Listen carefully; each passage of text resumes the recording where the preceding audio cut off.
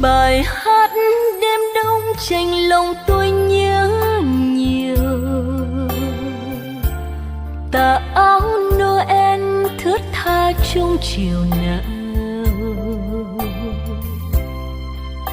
dập dìu trên đường đi lễ, lấp lánh sau đêm tuyệt vời. Đẹp thấy ôi mùa sao sáng,